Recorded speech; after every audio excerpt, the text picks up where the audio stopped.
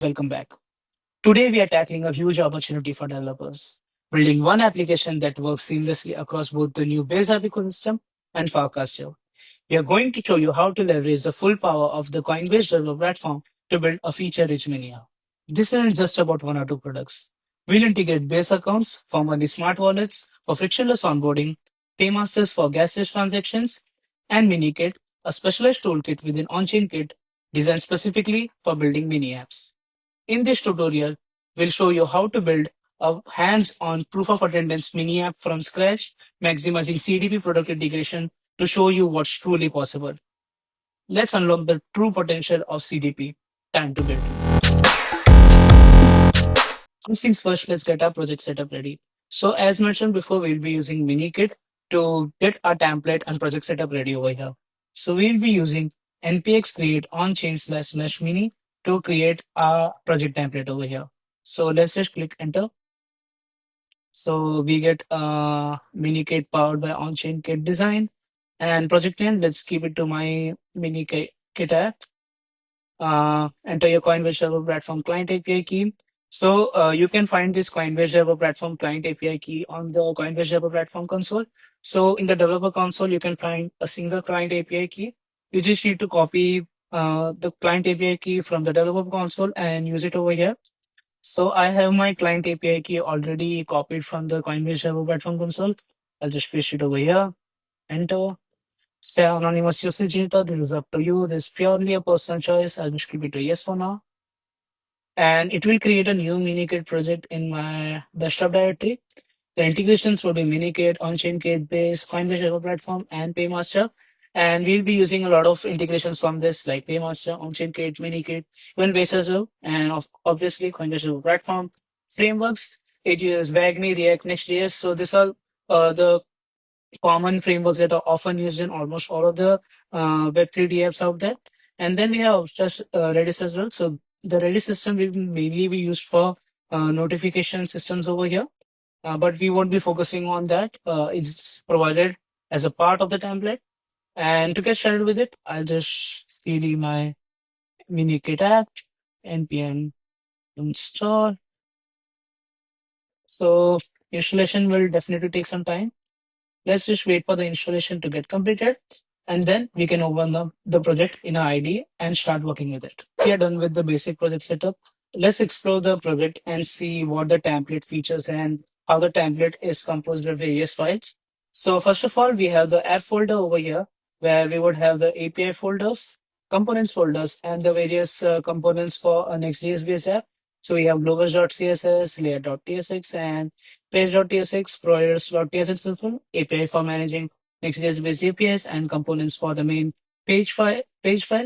After that, we have the lib folder where we would have the Redis based notification clients and systems. So we won't be working with this over here. This is just provided by the template. We would be just building this mini app for tutorial purposes, but obviously you can expand on this, building a production application using all of this Redis based notification system as well, so that whenever you publish this app on Farcaster, your users can get notifications for specific events in your applications. After that, we have the public folder where we just have some assets. And next, the most important thing that we have to discuss is definitely the environment variables. So when it comes to MiniKit, there are definitely a lot of variables related to the base app and the Farcaster configurations. So first of all, we have the shared OnchainKit variables. So we would have the public OnchainKit project name, URL, icon URL, and the OnchainKit API key, which I already set when I was setting up the project. Next, we have the frame metadata. These are related to, again, Farcaster frames. So you need to set up this frame metadata when you are publishing the application. Now we're just testing for tutorial purposes, so not needed again. And then we have the optional frame metadata items below as well. So app subtitle, description, and all of the various small details like image, background color, hero image, and various other stuff. These are very important when you're actually publishing your app into production. You need to make sure that these are properly set up. Next, we have the Redis configuration. Again, we are not using those Redis-based configurations for notification systems, so we won't be using this. Next, we have the CDP Paymaster URL for gasless transactions. So we are going to use this Paymaster URL for gasless transactions. Again, on Base App, you don't need this. On Base App, transactions are sponsored by default. But for base mainnet, you would definitely need this, as the gas credits would be used from your developer platform console. And so make sure whenever you're working in production or working on base mainnet, this is properly set up. And next we have the pre-deployed proof of attendance contract on base Apolia. So we have already deployed a proof of attendance contract on base Apolia. It is very simple. It just has a mint attendance function with an event ID and a signature. Again, both of this would be dummy values, and we would just make sure that if a user has already minted a proof of attendance base NFT, they can't mint it again because it's just a one-time operation. So that's it with the environment variables. Now we can move on to building out the application with the various components. Now for the fun part, let's enhance our mini app with CDP features. This mini app template uses MiniKit provider, which gives you access to CDP features within the mini app environment. Now, first of all, in the lib folder, we'll add a file known as abi.ts, where we will store the API of the proof of attendance contract, which we have deployed already on Base App. So here, I'll just add the abi.ts, which I already have over here.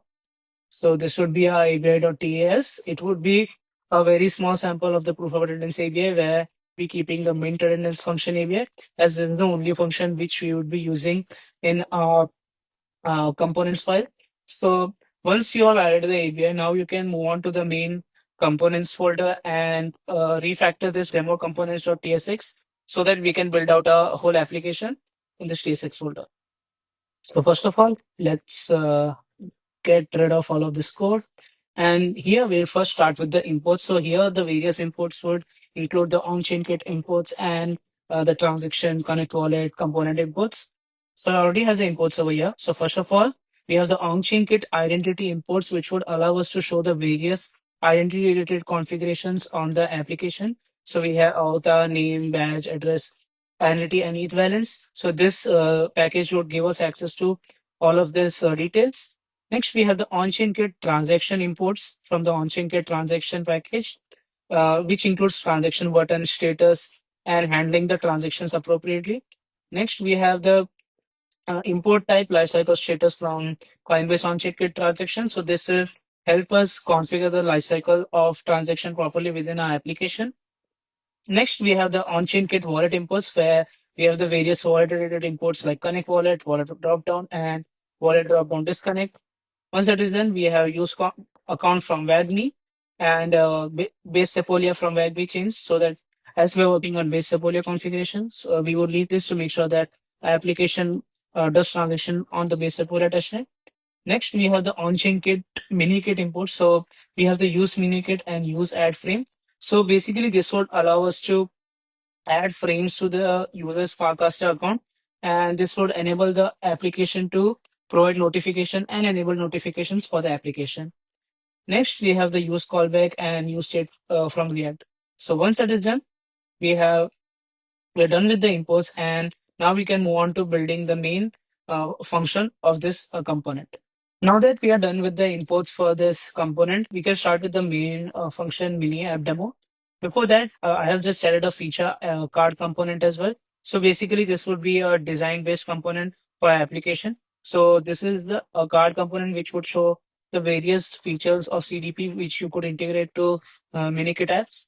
So this is just a normal feature card component. Basically, it's just a normal design-based component. There is no specific CDP integrations over here. So now that we are clear with that, we can move on to the main MiniAppDemo function. Here we'll be first starting off with the global variables and the global functions that would be used throughout this function.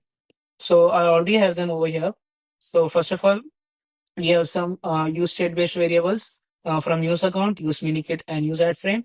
Then we have demo values for a tutorial. So as I mentioned before, we are using a proof of attendance contract, which we have already declared on base Apulia, and we'll be using the mint attendance function. So which takes two parameters, for which one would be event ID and second would be signature. After that, we have the two global functions, handle on status and handle at frame. So handle on status would make sure that the transaction status is managed properly throughout the state management for this component.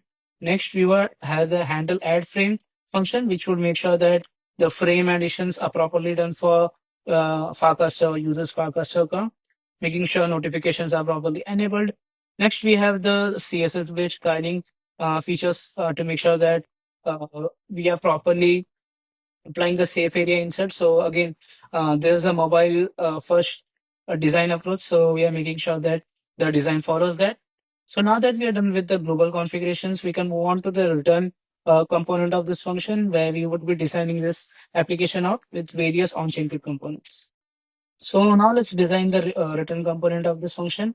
I already have the return component over here. It has a lot of components. We'll go through each of the components one by one so that you can understand the different parts or components of OnchainKit that we have used over here. So I have them over here. So we'll go through them one by one. No need to worry about how long the code is over here. So as I mentioned before, I have added comments as well for proper understanding. So first of all, we'll make sure that the styling is mobile optimized. So we have kept some mobile optimized container with max for desktop as well. Header with glass morphism effect. Again, this is pure design based styling over here. Don't need to worry about any CDP integration over here. Now we are starting out with the CDP integration. So first of all, we would have the same save frame button over here. So this is a popular pattern in mini applications throughout the base app as well as Farcaster. So the user can save frames using this pattern in mini applications. So we can just keep a button over here which would allow the user to save frames to this Farcaster account. Next, we have the base account, formerly smart wallet configurations. So here we would have the various wallet related configurations. So we would use the main wallet component. Inside that, we would use the connect wallet component, avatar name based identity component as well with the wallet drop down components. So here we are showing the various identities that I mentioned before, like avatar, name, address, key balance. Now that we are done with the wallet configurations as well, we can next move on to the on-chain identity components, which would only show when the wallet is connected. So here we have the configurations related to that. So is connected to make sure that this only appears when the wallet is connected. So this whole configuration would manage that. So this is the identity components with avatar components. Once that is done, we have the transaction components coming in. So here we would handle the gasless transactions. So this is the main part which would handle the gasless transactions. So first here we make sure that the wallet is connected. Once that is done, we have some design based components and configurations to make sure that we can indicate the user that this is where you can claim your POA NFT with zero gas fees. Once that is done, we would use the transaction components from OnchainKit. So here in transactions, we would use the chain ID base Sepolia. As mentioned before, we are working on base Sepolia, and we would use the context call to call the transaction on a contract deployed on base Sepolia. Address is already mentioned in the ENV. We have hardcoded here as well, no problems. AVI is POA AVI, which we have already configured in the lib folder. Function name is min redundance and arguments is event ID and signature, which we have hardcoded in the global variables. After that, we have on status, which we have already defined before to handling the transaction status, and is sponsored. So this makes sure that whether the transactions are sponsored or not for this transaction component. So default is false, but we do not want transactions to be non-sponsored. We want the transactions to be sponsored. So that's why we would keep the boolean to true. After that, we have the transaction button and with the text, and then we have the transaction status label as well. So that's it with the gasless transaction. Next, we have some context info and some design based configuration. So here we'll keep some context info, and here we will keep an explore CDP function so that if anyone comes in, they can explore various Coinbase server platform features as well, like MiniKit, base accounts, Paymaster, OnchainKit, and various other components, features, and um, ideas provided by Coinbase server platform. Once that is done, we are done with the main component of this application. Now that we are done with the main app component as well, now we can finish off the last bits of provider and page configurations. So just navigate to providers.tsx, and we would be doing some small config changes over here. So first of all, chain would be base Sepolia instead of base over here. So just keep it to base Sepolia. And here in the config, you need to add another parameter, which would be Paymaster. And here you can add the Paymaster URL, which we have added before in the environment variables. So process.env.next public OnchainKit Paymaster. So now that we have configured Paymaster as well, the Paymaster would handle all of the gasless transactions. So that's it with the provider configuration. Now we need to do some changes on the page.tsx configuration, and then we'll be done with this application. So in the page.tsx, I'll just replace this code over here. So I'll remove this code and replace this with our own version of the page.tsx. So I already have it over here.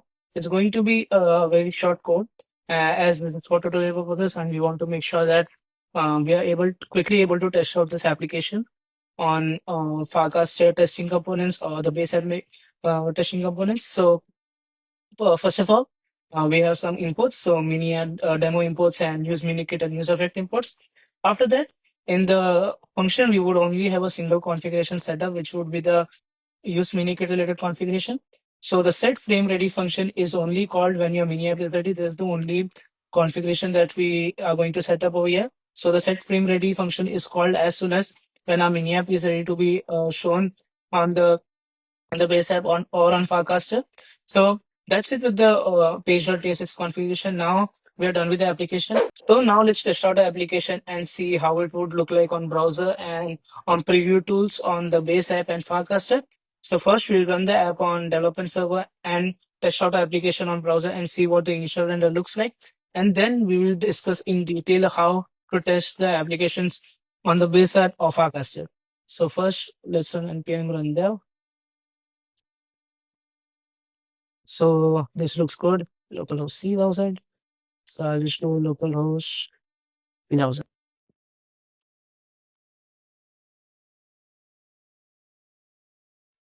So the initial render looks good. Let's connect our wallet.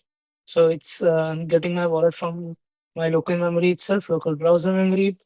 Our address looks good.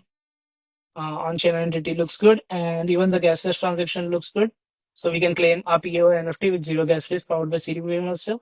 We have kept a beautiful Expo CDP section as well with the various CDP features like MiniKit, base accounts, Paymaster, and various other features. So the initial render looks good. Now let's test out the application on the base app or preview tool and discuss in detail how we can do that and see how our application would look like on the base app of Farcaster. To start a mini app, we will need a live URL. We recommend using Vercel to deploy your application as it integrates seamlessly with the Redis backend required for stateful notification, webhooks, and frames. The base app provides the best testing experience for mini apps. First, deploy the mini applications. Currently, it's in invite-only beta, so we'd have to contact the team for that. Second, deploy your application on Vercel using the official documentation. You can find the base documentation on docs.base.org, and you can also find the Vercel documentation to see how to deploy an application on Vercel. And then you can directly and automatically test out your mini applications if you have already started out with MiniKit. Now for our tutorial, we won't be using Vercel deployment. As this is a tutorial and we want to test out the applications quickly, we would be using the ngrok tunnel hosting method to temporarily host our application using a tunnel, and then we'll use the Farcaster preview method to see how our application would look like on the base app or the Farcaster tool. So let's get our ngrok setup ready. So we are already running our application on the development server. We will just open up another instance of the terminal and run the ngrok tunnel hosting over here. So I'll just do ngrok HTTP and then the local host URL. Make sure that you have installed ngrok on your device though, on your system, because again, we are using the ngrok terminal commands here. You have to make sure that you have ngrok installed. So you can follow ngrok documentation to see how to install ngrok for various systems, be it Windows, be it Macs, or be it Linux. So I'll just click enter here, and it's currently forwarding to this URL. So I'll just copy this, go over to my browser, and over to my browser, you can find in your Farcaster developer settings, you can find a preview tool over there. So if you go before here, you can find the various developer tools from the Farcaster settings, like the preview tool, the embed tool, and the manifest tool. So in the preview tool, we'll preview a URL as a mini app. So I'll just click on this. I'll just paste my URL over here, and it will open the URL as a mini app. So let's open this URL up.